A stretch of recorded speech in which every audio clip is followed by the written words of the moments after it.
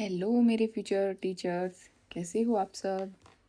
आज हमारा टॉपिक है role of NGOs in education of children with disabilities. कि जो नॉन गवर्नमेंट ऑर्गेनाइजेशन है एजुकेशन के अंदर, उनका क्या रोल है चिल्ड्रन विद डिसेबिलिटीज़ के लिए। ओके, तो स्टार्ट करते हैं हम। Meaning of NGO. एनजीओ का मतलब क्या होता है कि जो नॉन गवर्नमेंट ऑर्गेनाइजेशन होती है, मतलब जो गवर्नमेंट के अलावा जो ऑर्गेनाइजेशन होती है उनको एनजीओज बोलते हैं।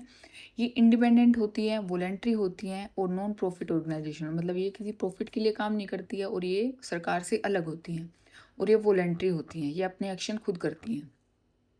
Work for social welfare and community development, ये इनका क्या ये किस लिए काम करती है। सोशल, हमारे समाज के वेलफेयर के लिए और कम्युनिटी के डेवलपमेंट के लिए ये काम करती हैं। ये हेल्प करती हैं improve the education and rehabilitation of children with disability. ये हमारी जो एजुकेशन है उसको इम्प्रूव करने में हेल्प करती है और जो रिहेबिलिटेशन है चिल्ड्रन विद डिसेबिलिटी उसमें भी हेल्प करती हैं। ठीक है, अब टाइप कौन कौन सी हैं एनजीओज के। Organization for person with disability, पहला टाइप है organization for the person with disability, started by philanthropist and charities. ये किसके द्वारा स्टार्ट की गई थी। फिलेंथ्रोपिस्ट और चैरिटीज़ के द्वारा ये स्टार्ट की गई थी। फिलेंथ्रोपिस्ट वे होते हैं जो कि मानवता को प्रेम करते हैं। ठीक है। Work for special disability groups, ये स्पेशल डिसेबिलिटी ग्रुप्स के लिए काम करते हैं। ये उनको केयर प्रोवाइड करते हैं, उनको एजुकेशन प्रोवाइड करते हैं और उनको रिहेबिलिटेशन प्रोवाइड करते हैं। सेकंड है organization of person with disability. इसमें क्या है, ये formed and managed by person with disability. ये फॉर्म की जाती है और मैनेज की जाती है किसके द्वारा। पर्सन विद, जिस पर्सन को डिसेबिलिटी होती है ये उसके द्वारा बनाई जाती है और मैनेज की जाती हैं। ये प्रोटेक्ट करती हैं राइट्स एंड प्रमोट पार्टिसिपेशन। ये हमारे जो पर्सन विद डिसेबिलिटी के राइट को प्रोटेक्ट करेंगी और उनका पार्टिसिपेशन को बढ़ावा देंगी।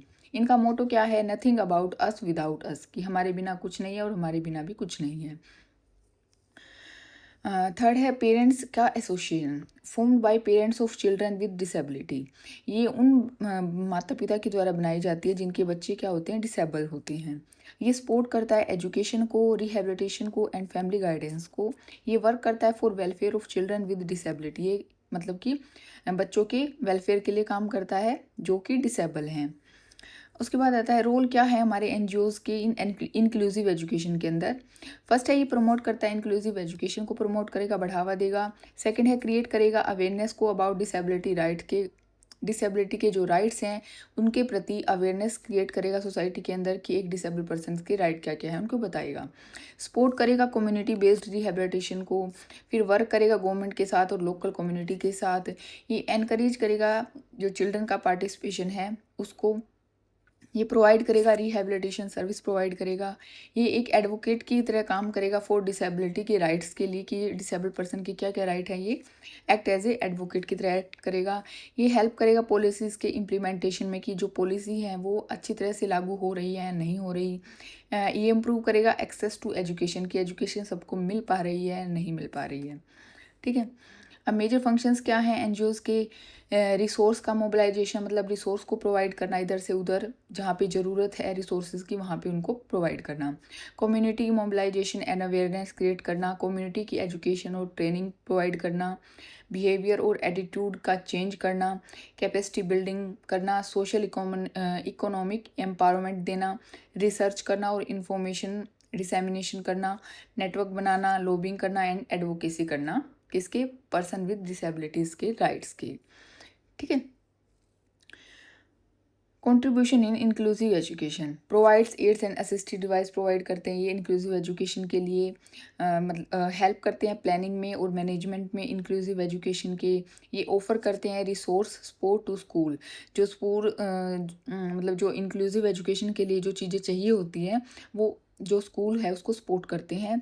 ये स्ट्रेंथ करते हैं स्पेशल एजुकेशन सर्विसेज को, कि मतलब उसको मजबूत बनाते हैं, जो स्पेशल एजुकेशन की सर्विस है उनको मजबूत बनाते हैं। उसके बाद डेवलप करते हैं special schools as resource centre, मतलब कि एक स्पेशल टाइप के स्कूल्स को डेवलप करते हैं एक रिसोर्स सेंटर के रूप में। ये लिंक को बनाते हैं स्कूल और रेगुलर स्कूल और स्पेशल स्कूल्स के बीच में एक लिंक है उसको क्रिएट करते हैं। ये joint training of general and special teacher की जो एक साथ जो ट्रेनिंग होती है उसको प्रमोट करते हैं। अब हमारे एग्जाम्पल क्या हैं एनजीओज़ के। फर्स्ट है प्रथम, ये लार्जेस्ट एजुकेशन एनजीओ है इंडिया के अंदर। ये वर्क करता है क्वालिटी एजुकेशन के लिए। ये runs the real India programme को ये रन कर रहा है। Work with state government and local bodies के ये साथ ये काम कर रहा है। दूसरा है फैमिली ऑफ डिसेबल्ड, एफओडी बोलते हैं। ये सपोर्ट कर रहा है education of children with disabilities को। ये हेल्प मदद कर रहा है स्कूल फीस में, बुक्स में, यूनिफॉर्म में, स्टेशनरी में। ये आइडेंटिफाई कर रहा है डिजर्विंग चिल्ड्रंस को एंड मॉनिटर कर रहा है उनकी प्रोग्रेस को कि कितनी प्रोग्रेस हो रही है या नहीं हो रही। Makes school more accessible and inclusive. ये स्कूल को ज़्यादा एक्सेसिबल बना रहा है और इंक्लूसिव बना रहा है। थर्ड है स्माइल फाउंडेशन। ये सपोर्ट कर रहा है education of children with disabilities को। ये प्रमोट कर रहा है इंक्लूसिव एजुकेशन को एंड एजुकेशनल सपोर्ट को। तो ये 3 एग्जाम्पल आप अपने एग्ज़ाम में ज़रूर लिखना। और हो सके क्या मतलब आपको करना ही है, पॉइंट्स में अपने क्वेश्चन को एक्सप्लेन करना है प्रॉपर हेडिंग के साथ। ओके, तो ये था हमारा topic role of NGOs in education. Okay, अगर आपको मेरा लेक्चर अच्छा लगा है तो लाइक करना और मेरे चैनल को